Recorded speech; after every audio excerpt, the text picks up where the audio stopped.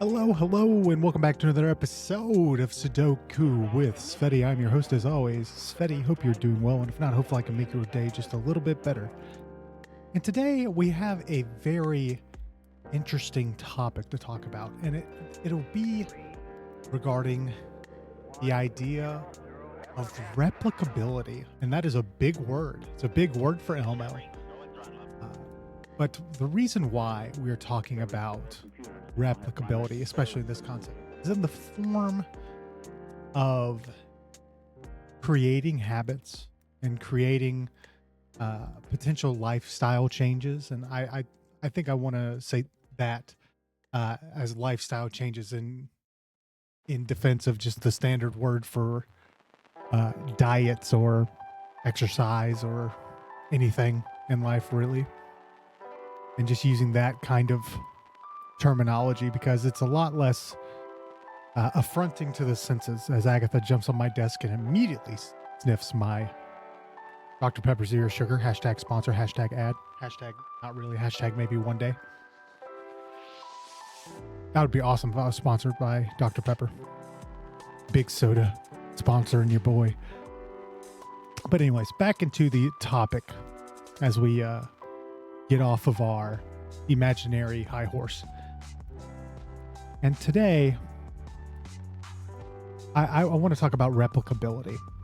And what I mean by replicability is not really a definitionary or dictionary. I said definitionary, combining definition and dictionary. What I mean is not really a textbook definition of replicability, but in the guise of being able to, that has to be there then, in the guise of forming habits and creating new things. For example, I thought I found out a little thing where I've been trying to eat more, or I have wanted to begin eating more vegetables. And so I can say like, hey, if I don't eat vegetables, I've failed as a human being and as a man. This has to be. Yeah, I failed as a human being and as a man. Yada yada yada. I can get extremely negative with myself, or I can kind of. Actually, that has to be 9 silly.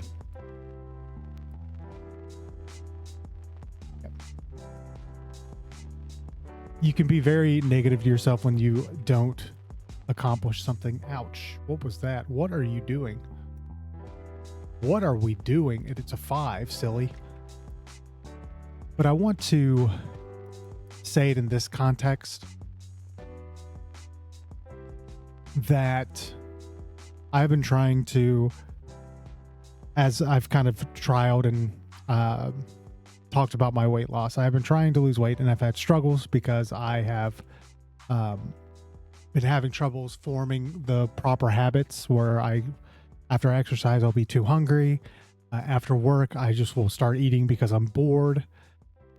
Having all these sorts of things that have prevented me from accomplishing my goal of losing weight and getting back to a healthier weight by my standards. I don't know why I keep putting 4s everywhere. Yeah, that has to be 6. Okay. Which means that this has to be 6.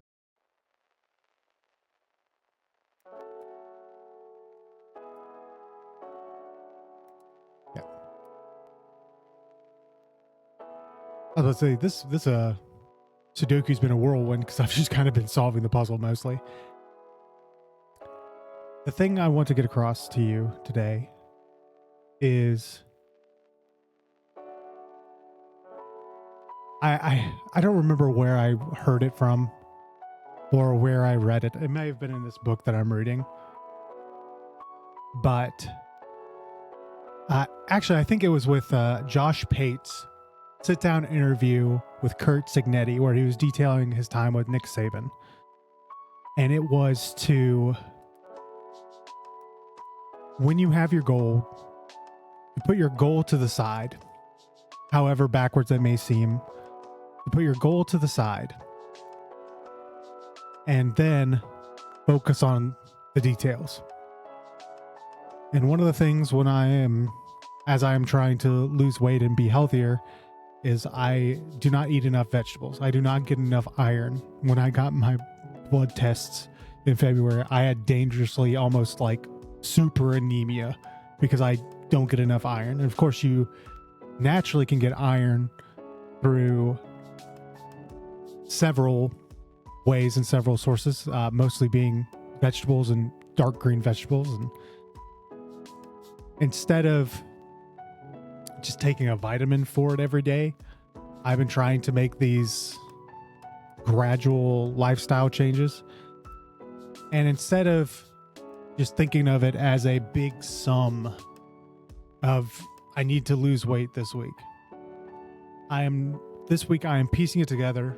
I am okay if I overeat a little bit. I'll still be tracking my calories and stuff like that. I'm okay if I overeat a little bit.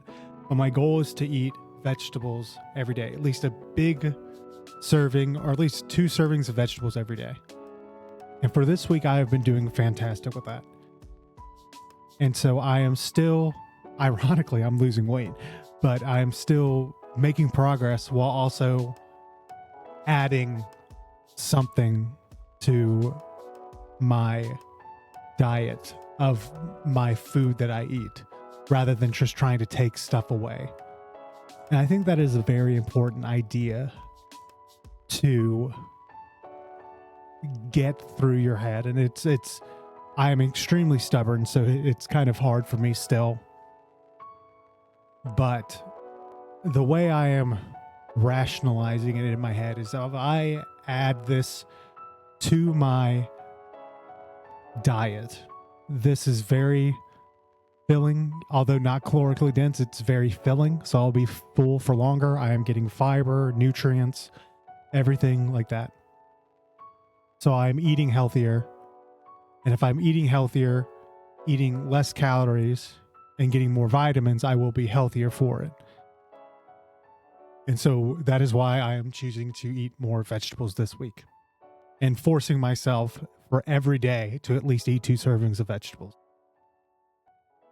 It's easy for me because I have a bunch of frozen vegetables. Like I got some bird's eye Brussels sprouts, bird's eye like little vegetable medleys with like snap peas, carrots, corn, potatoes, things like that.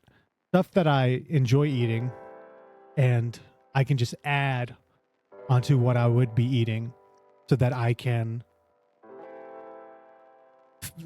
feel fuller for longer, so I don't feel hungry. And so maybe as we progress and feel comfortable with eating vegetables every day, I feel comfortable eating vegetables every day.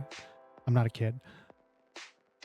As we get more acquainted with eating vegetables every day, I believe next week my next goal might be to limit myself bored eating, or trying to be aware of every time I am eating and asking myself if I am hungry. And if I'm not hungry, we'll eat a little, because I will still respect myself for wanting to eat something, but I'll eat a smaller portion or just 1 serving size of something rather than my normal serving sizes or amount of things that I eat.